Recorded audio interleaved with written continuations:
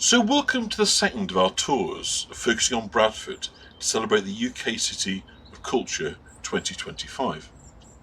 So our first visit a couple of weeks ago took us to the urban centre to discover the architectural legacy of a city of textiles, and also to hear about the men and the women who created and laboured in the industry. So today we continue our story, but in a kind of very different setting, on the banks of the River Aire, some 3 miles to the north of the city. And it is the story of Sir Titus Salt and a landmark industrial community that he created here. During the early 19th century, Titus Salt achieved great success in the textile industry in the growing Yorkshire town of Bradford. And by the middle of the century, Bradford had become a hugely overcrowded and insanitary location. So Titus decided to create a whole new industrial site away from the city. He not only built one of the largest mills in the world at the time, but also a whole model village, a community of houses, shops and public buildings for his workforce and their families. The site he chose was here, by the banks of the River Aire, and he was obviously so impressed with it. He decided to kind of give his name to the place, and so the banks of the River Aire, this place near Shipley, becomes Saltaire. So he wedded his name to it and became Saltaire. So the first sign we've got, if you like, of this kind of model community kind of coming into being here is the first step into a site and panning across it is we're here at the cricket club.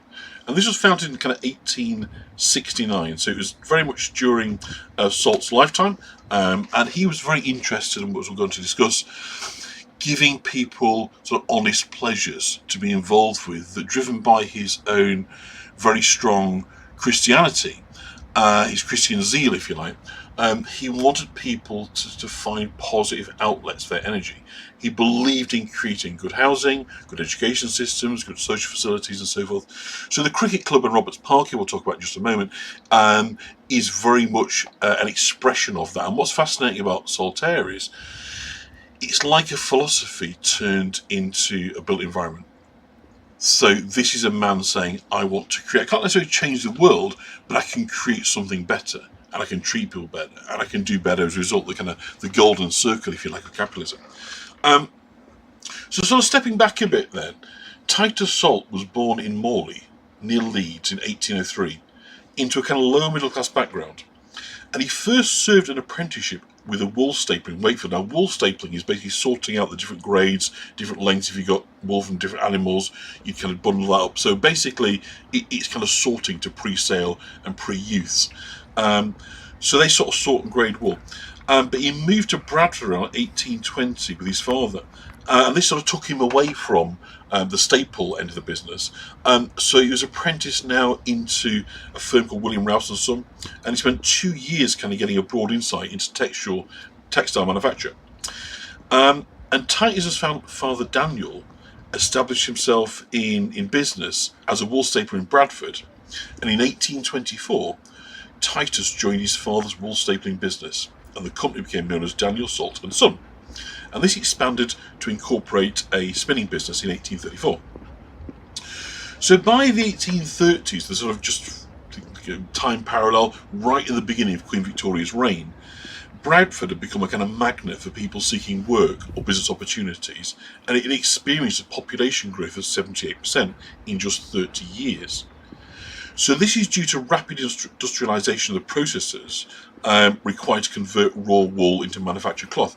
But of course, it's also about the human manpower that's required to produce on this industrial scale. So Bradford becomes kind of foul and overcrowded. Now, many new mills kind of increased the levels of untreated industrial waste, and there were high levels of poverty and lawlessness. In 1835, Titus Salt set up on his own in business.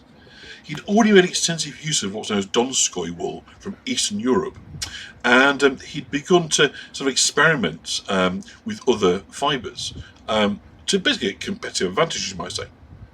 And his kind of real breakthrough came with alpaca. He sort of came across a selection, if you like, a sample of alpaca wool in 1834, and he took it away and he worked with it over 3 years. He basically came up with a technique where he found that using alpaca as the weft and the cotton as the warp, he could produce a kind of durable, light, lustrous cloth at a kind of reasonable cost, nice and hard wearing. And so he becomes the first man in Bradford to be able to kind of offer this particular fabric, and it becomes hugely popular. And so he did extraordinarily well. And by 1850, he had enormous success in business. But unlike many of his fellow industrialists, he didn't choose to buy a landed estate. Instead, influenced by the poor living conditions of workers in Bradford, his religious beliefs, and it is said he put into practice to provide work also for his 5 remaining sons. So he decides he's going to build this grand new mill in rural surroundings and create an industrial community which he was to name Saltaire. So obviously we're seeing now the statue of Titus Salt. Interestingly, when you look, you will see that the mill, the town, is behind him. In his hand, he has a rolled up plan of some description, and he's kind of looking outwards. So he's kind of looking to the future. I think that's the kind of the way he's been sought to be portrayed. He's not turning his back on Saltaire, meaning kind of going what's next on his kind of crusade to create a sort of better world. So he obviously recorded the advantage in alpaca. We're going to see another statue's alpaca at the bottom, and it's lovely cloth. I mean, it's great. You can see how in the 1850s, they were producing vast quantities of this stuff. So this statue, by the way, obviously erected after his death, was done by his successor, a chap called James Roberts, who came to own the mill of the complex and obviously named the park, but actually named it after his son, who was horrendously, I think 3 of his sons had died and 1 came back horrendously injured. His name was Bertram. So Bertram, it should really be called Bertram's Park really, but it's called Roberts Park. It's named after Bertram Roberts. But that statue was put up to commemorate the 50-year anniversary of Salt's death, and the opening of the 100th year of his birth and the 50th year of the opening of the textile factory.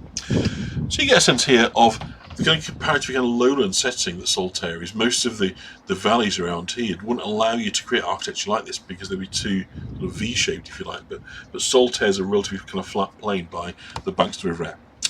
So Titus purchased this land to the west of Shipley from 8 different owners to build the new mill and the community. And the area was adjacent to the Leeds-Liverpool Canal and the railway, so its raw materials and finished goods could be transported with ease. And the architects that he used were Lockwood and Mawson. You probably remember them, who transformed Bradford City Centre. Now, we'll just come back to them in a minute. We'll just talk about these guns here, because this is a pair of 68-pounder guns. And the 68-pounders are genuine, but actually they weren't used in combat. They were at the works, the ironworks in Bradford that had made these guns, I think from 1847 onwards. And this became the kind of weapon of mass destruction for the British Army and the British Navy. They kind of go-to heavy piece of weaponry. These were never used in combat. They were used as samples back at the factory. But they've been placed there fairly recently in a kind of homage to the fact that Titus Salt had a pair of his own on his estate. And so consequently, actually, his were of better provenance. They were said to have been used in the Battle of Trafalgar. So there's no such claim to fame of these guns themselves, but nonetheless, they are part now of this kind of presentation of Titus Salt, who quite literally, in Italian vernacular, of course, was the big shot, the Pezzone Avanti. The guy that kind of created it all. So he's very resplendent, stood there with a beautiful bandstand, kind of surrounded. Everything is a delight. It's a really wonderful kind of park to walk through and to experience. Where it was 1812, certainly a Tchaikovsky concert wouldn't be complete with that cannon fire. So the guys who transformed Bradford City Centre are now put to work to design the exterior of Salt's Mill in kind of Italian style. And Salt's Mill, which we're going to have a look at shortly, and then for much of the rest of the tour, was designed as what they call a vertical mill. So basically it's working upwards, taking in raw materials, scouring and washing. So of course raw materials in this case would be sheep fleeces, needed cleaning, washing, combing, drawing, spinning, weaving, designing and finishing into kind of high quality cloths. There's a lot of stages, so you can heavily demarked in its design to create productive spaces where these individual kind of elements of the production process could be kind of carried out. And in its heyday, get this right, its 3,000 workers could produce 30,000 yards of cloth every working day. 30,000 yards of cloth. So this hopefully is giving you an idea of the kind of the setting, the kind of parkland setting, statue of the alpacas there, we'll look at in a moment, relating again back to our his kind of fascination with alpaca wool, but also achieving a competitive advantage through making this, what do you call it when you put two textiles together? It's it'll come to me, but basically it's a combination, isn't it? Of using cotton and alpaca, or cotton wool and alpaca. So they're very cute.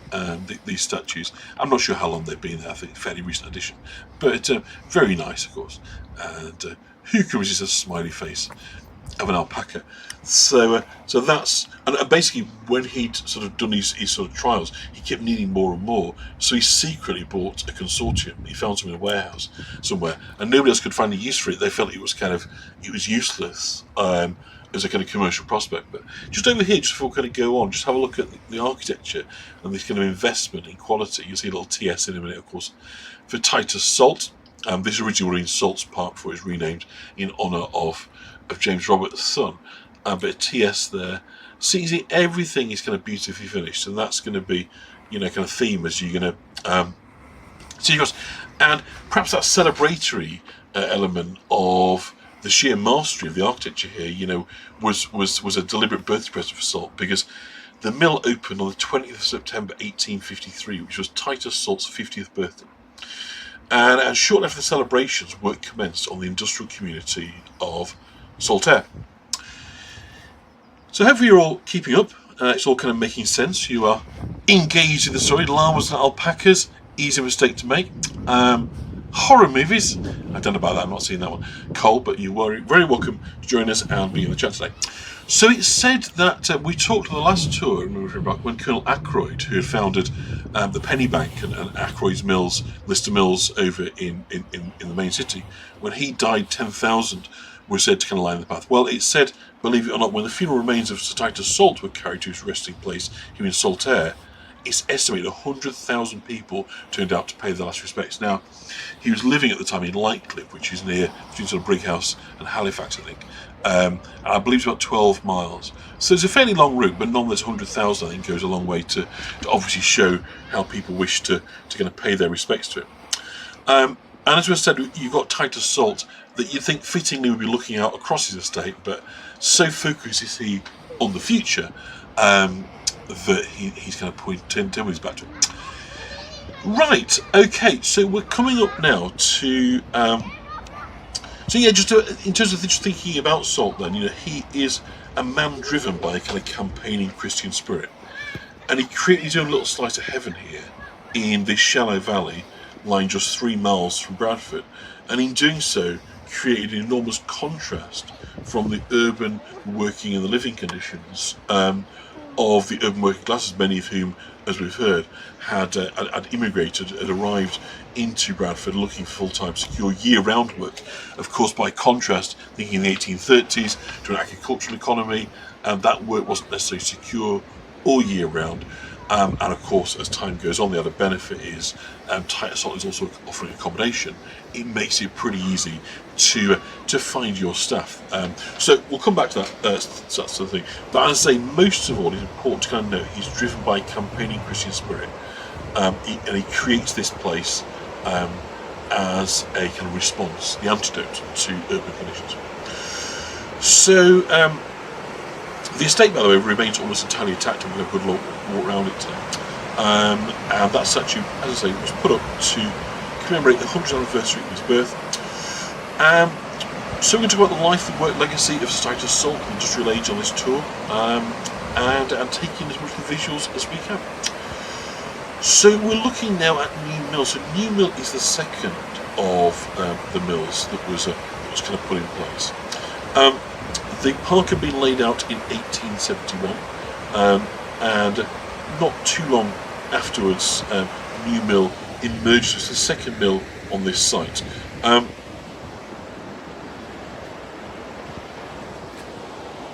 So I've lost my pace in my notes there.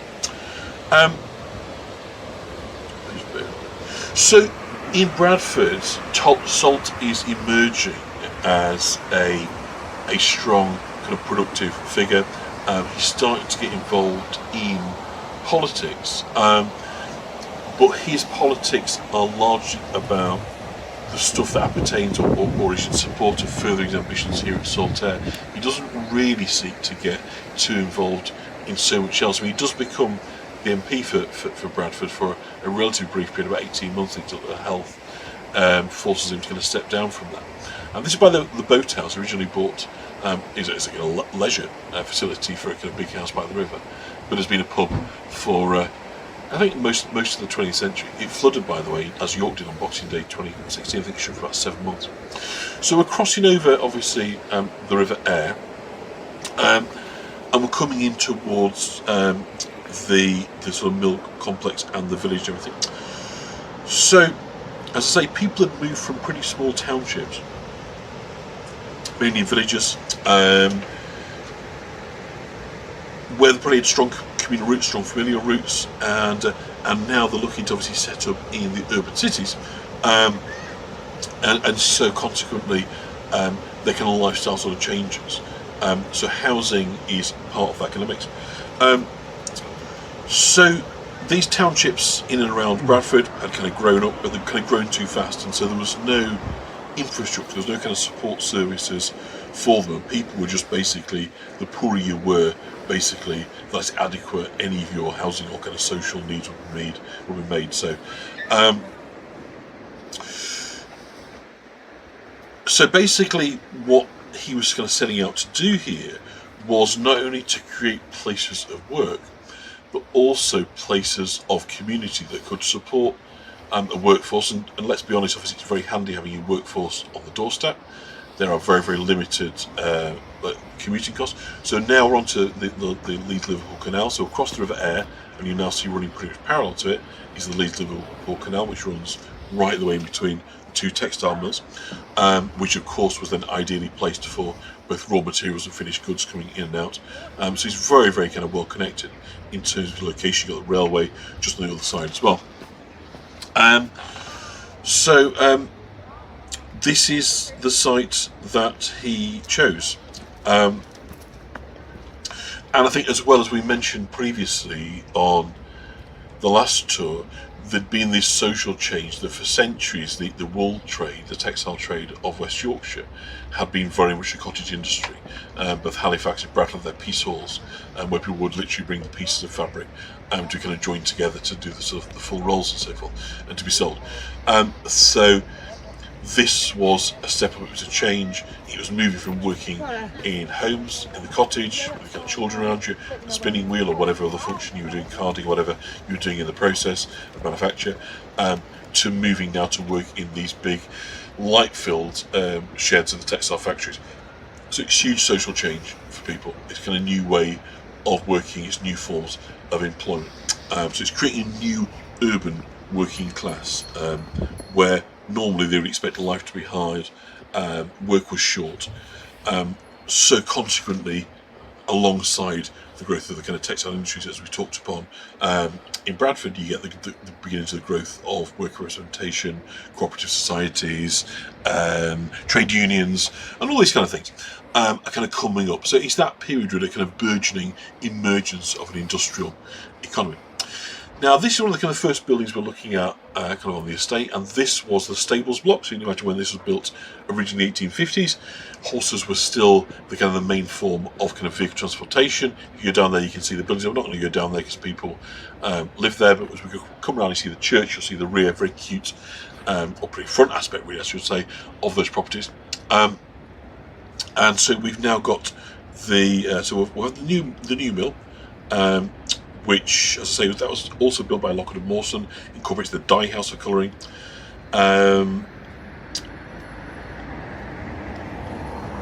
And of course, the many lights in these buildings was to bring as much light in as possible, of course. So, Lockwood and Mawson, the architects, were basically commissioned with creating a community where the workforce would be healthier, happier, and more productive.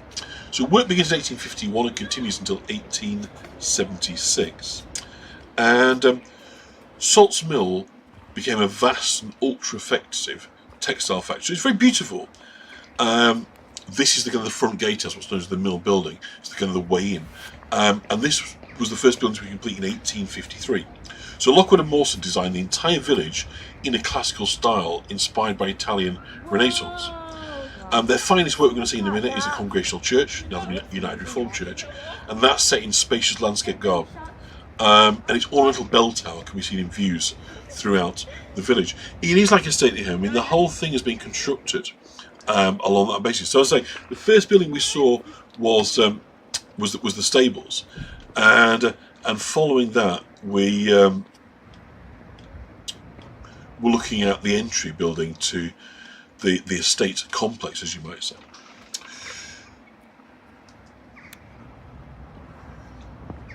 So you can see it's all kind of very close together. We've come across from the park. We see the first shot of the tower of the church, the incredibly grand tower. So when Titus Salt, a kind of devoted member of the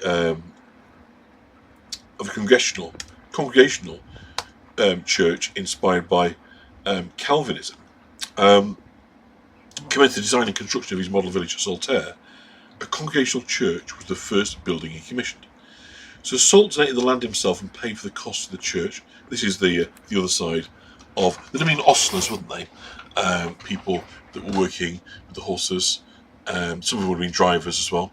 So some looking after the horse, or maybe combining both. But that was the job they did. So this is the first public building commissioned. He donated the land and paid for the cost. At the time, 16,000, which we think is about a shade over 2.5 million in today's money. And it was designed, as was the kind of rest of Saltaire, by this Bradford-based architect partnership of Lockwood and Mawson in this Italian classical style, which I hope you find very attractive. I think it's fabulous to look at. The foundation stone was laid by Caroline Salt, who's a wife of Titus, in 1856, and the church opened in 1859. And as you kind of come round the side of the building, the south side of the nave, inside you've got the Salt family mausoleum, where Sir Titus Salt was buried in 1877. So, in kind of creating his slice of heaven in West Yorkshire, Salt did not omit his final resting place in its heart. And now that there was obviously a church, obviously a quick look at the war memorial. We always like to, on these tours, take a moment to pause, and it's a particularly nice one. This one, it's got a verse by, I can't think who it's by. Excuse me, some of you, I'm sure, will know, "The greater love hath no man." Here we go. So, greater love hath no man than to lay down his life for his friends. So, obviously, very much in the kind of patriotic spirit of the Great War. But let's take a minute just to have a look at some of these names. There isn't a single village or community, of course. Well, I think there's 3 in total across England that don't have some kind of war memorial. So that is obviously the legacy of that war. So you can see what a beautiful setting this church is. I mean, it really is absolutely glorious. I'd say now that he'd sort of got on and he'd erected the church, he'd created his own final resting place, which is pretty awesome. The real work could kind of begin. But when it came to the life of kind of bringing his vision to healthy homes alongside the state-of-the-art textile mills, there's of course a couple of reasons for commissioning it in this way.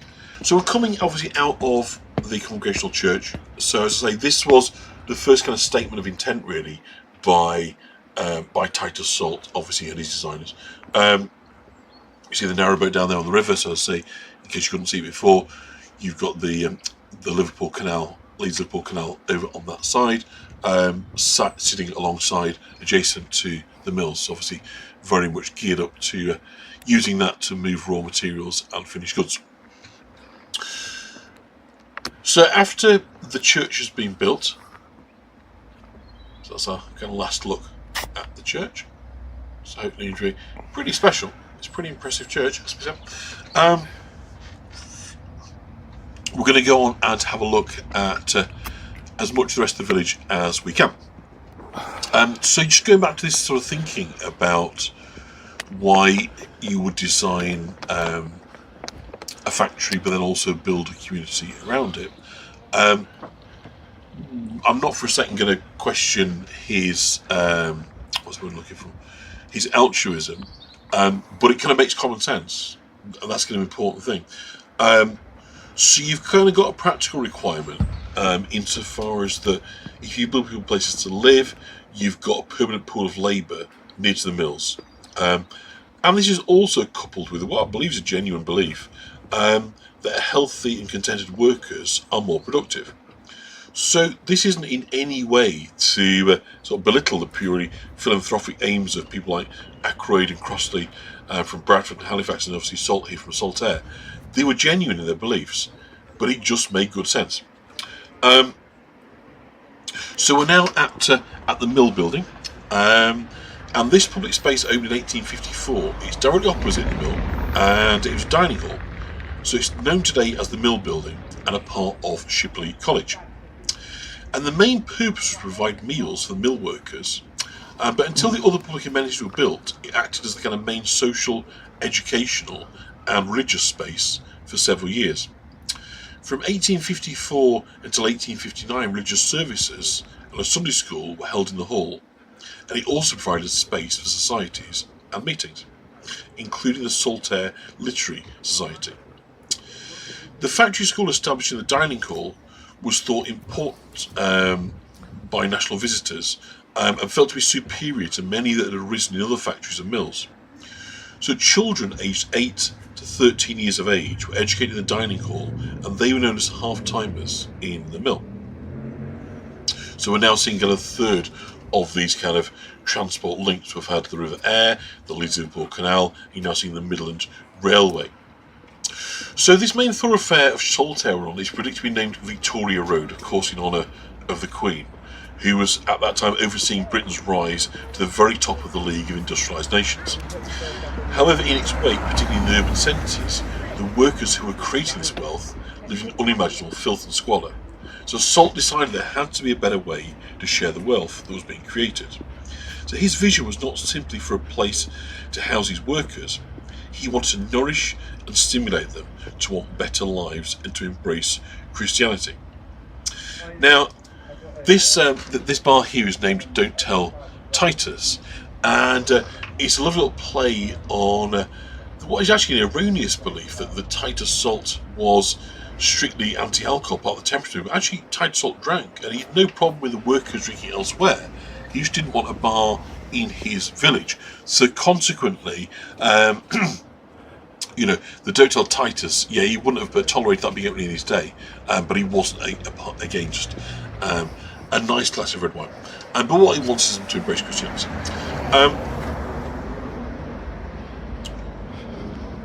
So walking up Victoria Road, and the next of the civic buildings, you can just see the tower there in the background. This is the Saltaire Institute, or Victoria Hall. And the very first report of the dining hall being used for a public event was on November the 3rd, 1854, reported as the inauguration of the Saltaire Literary Institute. And the purpose of the Saltaire Literary Institute was to provide a library, a reading room with newspapers and periodicals, and a programme of lectures. In 1869, these activities moved into a purpose-built, grand new building erected opposite the new schools. And that was named the Saltaire Institute, the building you're looking at now, known today as Victoria Hall. Opening in 1871, it was one of the final pieces to complete Salt's vision of a model village, providing many indoor leisure spaces. The Institute was intended to provide a social gathering space for residents, rather than meeting in the pub. As an educational institute, And although not part of the temperance movement, Salt was staunchly opposed to construction of a public house in his village, having seen many workers in Bradford drink their wages away as soon as they were paid, and to fail to provide their families. So residents were free to drink at home or in pubs outside the village, but Salt hoped they'd be attracted by the more immediate social club and institute. And in a printed circular addressed to the people of Saltaire in May 1870, Titus Jr., his son, explained that his father's purpose in creating this multi-purpose building was to provide a social club and an educational institute to supply the advantages of a public house without its evils, and that the provisions of the Saltaire Institute were to be for the innocent and intelligent recreation, including a reading room, a library, a chess and draughts room, a smoking room, a billiard room, a bagatelle room, a lecture hall seating 600 people, theatre lectures for 150 people, a science laboratory, a school of art, various classrooms, a curator's house, a gymnasium, and rifle drill rooms, so rifle as in for shooting practice. Looking across the Salt building on Victoria Road, opened in 1868 as the location for the factory school. It was associated again with the Salts Mill, but before this the factory school was hosted in the dining hall that we saw a little bit further down the road, so that's now part of Shipley College. And there were both day scholars and half-timers who would work at the mill for half a day and attend school for the other half. Boys entered on the right and girls on the left, and the school was designed to cater for 750 children initially. In 1874 there were 806 half-timers and 454 day scholars, with an average attendance of 665.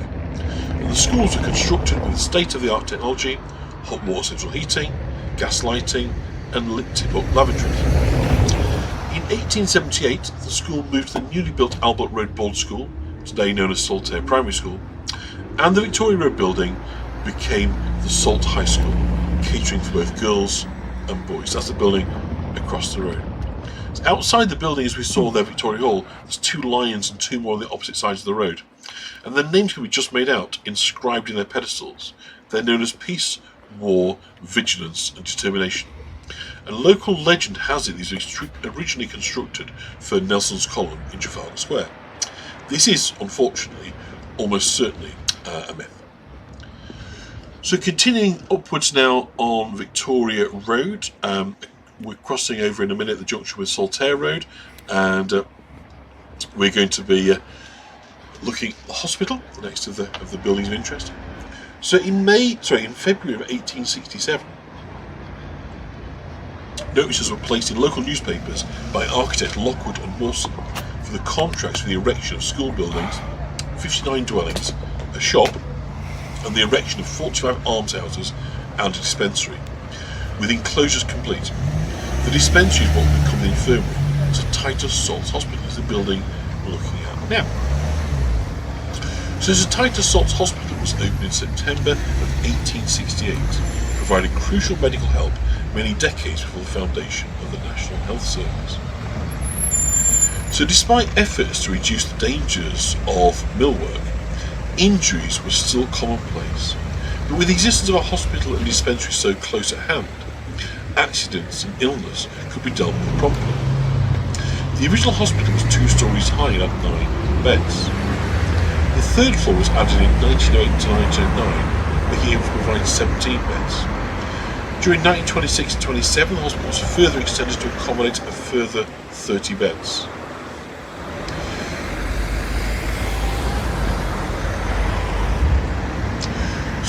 So facing it on the west side, as we're going to kind of walk up further up the road, we're going to see first of all obviously the again fabulous wealth of design features integrated into the building. This is no mean kind of simple functional building. Every effort has been made to continue the stylish architectural presentation and the kind of coherence, making it all fit very well together.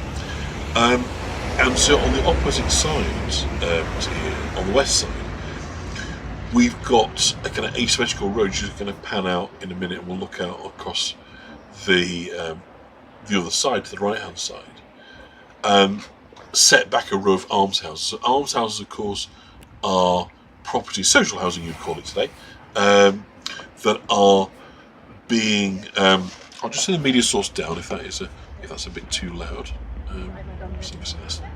I can't hear it, so I'll just turn that down a little bit. So hopefully that's helped with that. And so as we kind of cross over onto the other side, you will see the almshouses. So as I say, they're all built onto the kind of same architectural guise, architectural style. You see here they're sat back with the kind of green in front of them. So we'll kind of cross the road, thank you Julie, to have a look over there. And I took the camera all the way down here. I don't think you need it on. I'll tell you what, we'll just turn it right down, and then hopefully it's just in the background rather than getting in the way of the vocal. As ever, because I can't necessarily hear what you can hear and hear me, but I can't hear how it's going out through YouTube. It's often helped just to get a bit of feedback there. So thank you for that. So these are almshouses. Well, I'll show you about the tatty sofa there, but other than that, it's very beautiful. So provided for people that had no other means of support for themselves. And it's kind of asymmetrical U-shape around Alexandra Square, which is kind of one of the very few open areas of the village. It was never designed to be an informal recreation area, but for the enjoyment of the almshouses resident. And there were originally 45 almshouses in this construction. Each had their own oven, boiler, and pantry, together with a single bedroom. And 41 of the properties remain, as 4 were absorbed into the expansion of the hospital, infirmary, and distillery. So 41 remain of that 45. And the occupants were selected by Titus Salt in his lifetime, and subsequently by a board of trustees. And the occupants were chosen on the basis of their age and infirmity, and could live there rent-free. They also received a small weekly pension. There were many candidates due to the hazardous nature of working in a textile mill. Let's get a drink.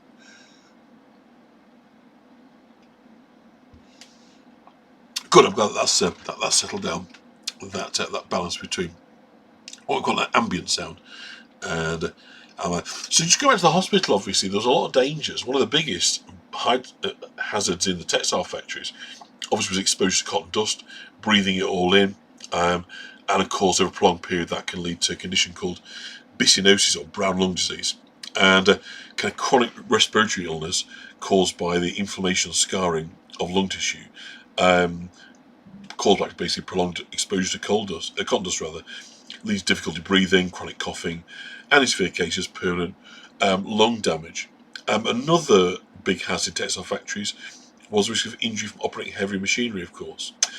And the early textile mills were equipped with large, complex machines, such as looms, spinning frames, and carding machines, which were often poorly designed with little regard for worker safety, unfortunately.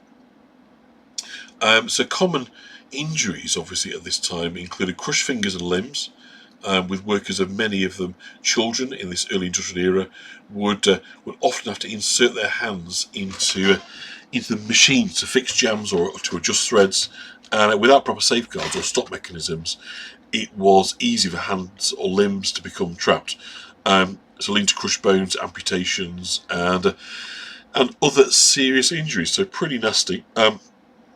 Another problem is scalping, hair entanglements. Hair could get easily caught in machinery, pulling workers towards the moving parts. Some cases, workers suffered severe scalp injuries or even killed as a result of being entangled. And of course, other fatal accidents. Many workers, particularly those tasked with cleaning machines, often worked close to moving parts. And in factories where safety protocols were either lacking or non-existent, it was not uncommon for workers being maimed or killed due to malfunctioning or improperly maintained machinery. So we're turning now down Titus Street. So we're going to start to see the namings. They're all named after members of his family. So upon the completion of the housing, workers were brought in by special train each day, or rather prior to it, rather. The houses were built by Lockwood and Mawson between 1854 and 1868, and they're a fine example of 19th century kind of hierarchical workers' home. So as long as you could afford the rent, you could live where you want. There wasn't a kind of sense that if you're a certain grade on this street, but mostly they were small kind of two-bedroom properties. Where you see, if you sort of see the line of the roofs, then you sort of see a higher building, a third story.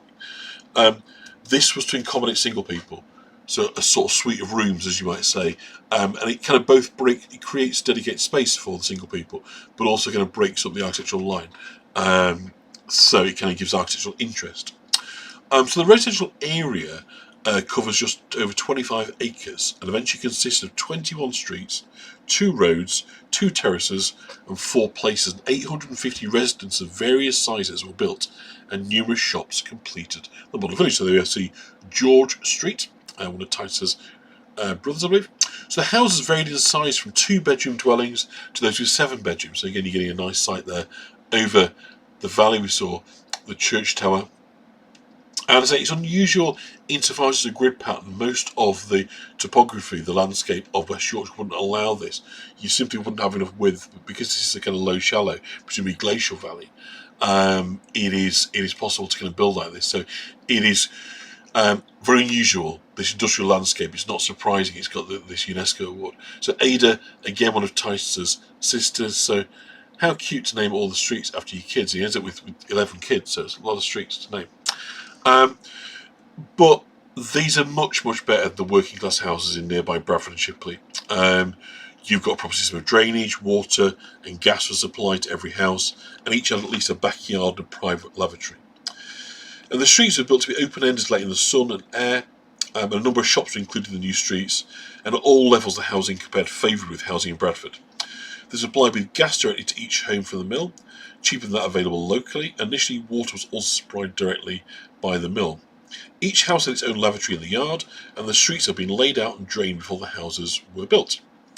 So the street names acknowledge members of the Salt family, the royal family, and the architects of the village. So we have Victoria Road, Albert Road, and Albert Terrace, named after the Queen Victoria and her consort Albert. And then Titus Salt, who'd married Karen Whitlam in 1830, were going to have 11 children. And in creating his new community, he didn't look far for inspiration. So Caroline Street was named after his wife. Titus, William Henry, George, Amelia, Edward, Fanny, Herbert, Whitlam, Mary, Helen, Ada Streets were named after his sons and daughters. Catherine, Jane, and Duff Street were named after his daughters-in-law. Gordon Terrace, Shirley Street, and Harrod Place named after his grandsons. And Constance Street was named after his granddaughter. So he definitely kept it in the family, but isn't there just beautifully maintained? I mean, as I say, this was awarded a kind of UNESCO heritage site. This is a site of kind of world industrial heritage, and so the maintenance requirements are obviously very, very strict. But obviously, it's to the credit of everybody involved in the community that it is so beautifully presented. And of course, famously as well, Titus Salt was not at all keen on seeing laundry running across his streets. So that was banned. You couldn't put your laundry out the front in the streets, only in the kind of backyards. That could be an urban myth, but it's certainly one of the things that's going to ascribe to him. To no Tish Street, sadly not. No Tish or Patricias around. So sadly, go with that. But anyway, so we're heading back down Albert Terrace now.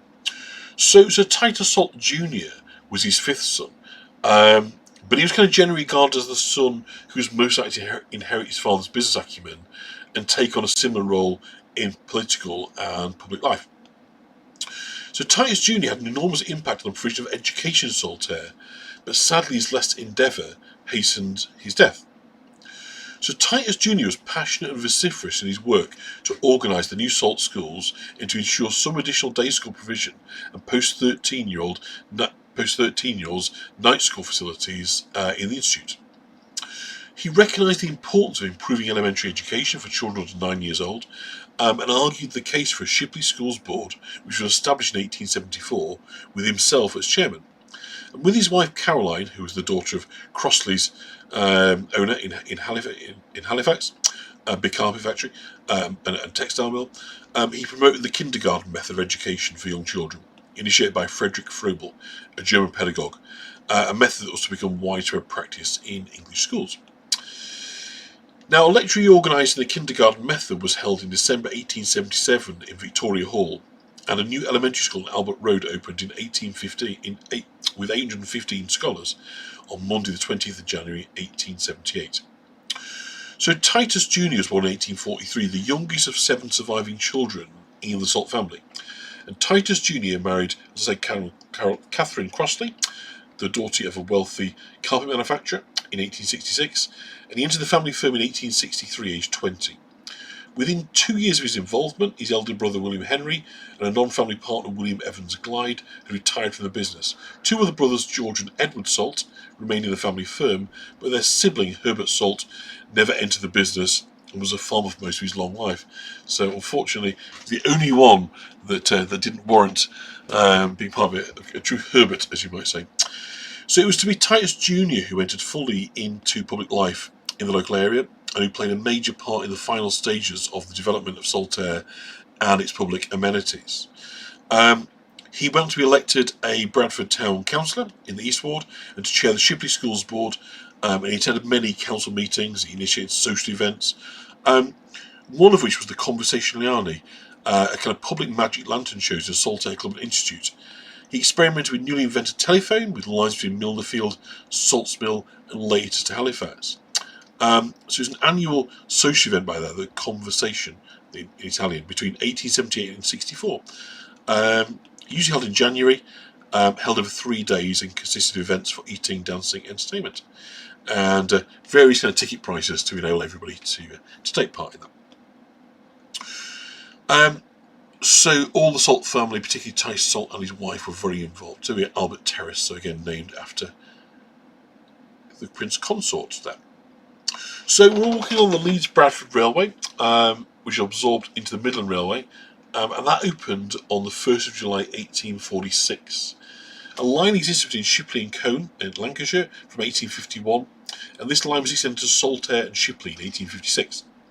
So the presence of the railway provided Salt with the means to transport both raw materials and finished goods to and from Saltaire. But throughout its building and operations in the first decade, its proximity to the Leeds-Liverpool Canal was its main access to distribution. From about 1840, the railway network gained greater importance, with the transition from short-distance horse-drawn tramways to increasingly practical, powerful steam locomotives. Trains could not only carry more than the canals, but could transport people and goods far more quickly than the walking pace of canal boats. Most of the investment of that period had previously gone into canal building, but now it's diverted into railway building. So it's worth noting that by the time Salt erected his monumental mill here, that the decline of the canal was well underway. But the location was also perfectly located by the adjoining Midland Railway to take full advantage of the power of steam to generate the richer profits. The Leeds-Liverpool Canal is the longest canal in Britain, to be built as a kind of single waterway, and it runs for 127 miles from Liverpool, through East Lancashire and the Pennines, along the edge of the Yorkshire Dales, then through Bingley and Saltaire to Leeds. The Victorian equivalent of motorway, along with the railway, the canal would have been an important factor in Salt's decision to build it. And the land that would become Saltaire was perfectly positioned, a safe but not excessive distance from the pollution of Bradford, and with rapid transport links to major industrial centres at Leeds and Liverpool, where supplies could be bought and products sold. So the first building to be constructed was Saltaire Mills, now known obviously at Salt's Mill. It was designed to manufacture textiles on a truly industrial scale. At the time it opened in 1853, it was thought to be the biggest factory in Europe. So Salt's intention was to incorporate all elements of the manufacturing process under one roof, rather than each taking place at separate locations as his previous mills in Bradford required. So employing around 3,000 workers, the mill was the very heart of Saltaire. After 1861, however, Titus Salt lived in semi-retirement, relinquishing much of the day-to-day control of his grand mill and the settlement of Saltaire to his family, particularly Titus Jr. Titus had believed in exposing his children to industry as early as possible, but none continued education beyond the age of 16. All the boys worked in the mill, learning the business at first hand, and all, except Herbert, were accepted into the partnership. Beautiful view, I think, of the industrial construction there. The question as to how much his character and religious political beliefs influenced them is a difficult one, given that Sir Titus Salt himself leaves few clues to his own personality and style of parenting. Salt's reluctance to speak in public or produce written materials left little for the historian to study in order to assess his business methods or character fully. There are a few details of how he conducted his business in Bradford, but he's thought to have enjoyed the benefits the system of production gave. But, like others, he had to face the social and moral problems it presented in the new, highly urbanised society within Bradford. His attitude to factory reform, wage remuneration, and the introduction of machinery was the standard one for men of his class and his time. Wages found their own level, and mechanisation could not be artificially controlled. He was not in favour of factory legislation, limiting hours of work, and throughout the 1840s he was chairman of the Manufacturers' Opposition Committee. Nevertheless, Salt emerged from the difficult years of transition and immense growth in the trade, with his reputation as an employer unsullied. After building the magnificent mill at Saltaire and founding a village for his employees, with better housing conditions than could be found for anywhere else for workers in Bradford, he began to withdraw from public life and duties. He was beginning to be troubled by gout, which was to plague him for the rest of his life. So Salt was very much more rarely seen now in public, and for his last years he was being much more involved with his charitable philanthropic activities and the completion of Saltaire. He'd become the grand old man of Bradford liberalism, and still made some political interventions in his later years. It's clear that his business, his family, and the foundation of the industrial town of Saltaire were always more important to him than the politics or the public life. The questions remain, however, as to why he founded this lasting memorial, which is now a designated World Heritage Site. A number of academics, writers and others have tried to identify his motives for doing so at the age of 50 years when the project began. This was a time when he had more than enough wealth to retire peacefully from business. Salt's motives in building Saltaire remain obscure, one says. They seem to have been a mixture of sound economics, Christian duty, and a desire to have effective control over his workforce. There were economic reasons for moving out of Bradford, and the village did provide him with an amenable, hand-picked workforce. Excuse me. Yet Salt was deeply religious and sincerely believed that by creating an environment where people could lead healthy, virtuous, godly lives, he was doing God's work. Saltaire was one of the several industrial settlements developed by great employers of labour in the mid-19th century, including Bourneville in the Midlands and Port Sunlight is it in Wales? But no, Cheshire, isn't it? A number of academics dismissed the idea this was simply an example of paternalistic philanthropy. In other words, it wasn't just to make life easy for himself. There was definitely a focus on social improvements. But as it worked so very well for productivity, you can kind of see why they grasped hold of it with such rigour. It was a company village subject to the control of an employer landlord, and it's primarily as an experiment in industrial relations that it ought to be seen, and was in fact seen by its contemporaries. So in many respects, it's not hugely different really to the feudal system, where we had a mighty landowner and then the kind of tenants kind of farming that. So it's kind of living alongside, albeit in different standards of accommodation. It's mirroring and echoing, if you like, the kind of feudal model in that respect. So it's Salt's kind of personal response to the pressures urging peace and stability between capital and labour, which emerged in the aftermath of Chartism, these emergent political movements. No HGVs, well, only one or two, but obviously the streets are narrow. Salt's mill itself is closed on a Monday and Tuesday. I filmed this on a Monday, so everything's not necessarily as open as it will be. We're going to walk down by the canal now. What's interesting to say is obviously the new mill again, and this is an accusation laid by some at the door of Salt, is that he doesn't seek to change social conditions for the masses. He kind of bypasses it by building his own new community a few miles outside the city centre. So some have suggested that his attention should have been better focused on improving the conditions in urban Bradford. He didn't do that. So that is definitely an accusation. I think it's pretty unfair to point out, but there we go. So very kooky. I think I took a nice. I very much liked the little doggy on the boat. So there's a picture of Titus Salt looking very serious, very austere. Julie suspend. Oh, good night, Julie. So nearly finished. Just a couple of minutes more of our footage. Very cute doggy there, paddling on top of there. Liked him. I thought you'd like a close-up of him. So we go and have a look at the doggy. So yeah, it is a fair comment to say that Salt didn't seek to change the economic conditions that the vast majority of people lived in, merely kind of bypassed that. in creating his own industrial paradise a few miles away. Um, so Titus Salt died on December the 29th, 1876, and the legend of his charity, compassion, and business acumen had spread far and wide long before his death, travelling throughout the United Kingdom and far beyond its shores, where his name and the manufactured cloth associated with it was known and appreciated. He was known to Queen Victoria. She had sent alpaca fleeces from Windsor and was delighted with the transformation of Salt's mill into lustrous cloth. He'd been presented with the Grand Medal of Legion of Honour in 1856 for the excellence of his products, and he was a great pioneer in a new era for the United Kingdom. His funeral procession from his home 10 miles away to his final resting place in the mausoleum at Salt's Congregational Church would take many, many hours, and most mills were silent, and many workers lined the streets to see his funeral carriage passing, numbers assembling estimated at around 100,000 people.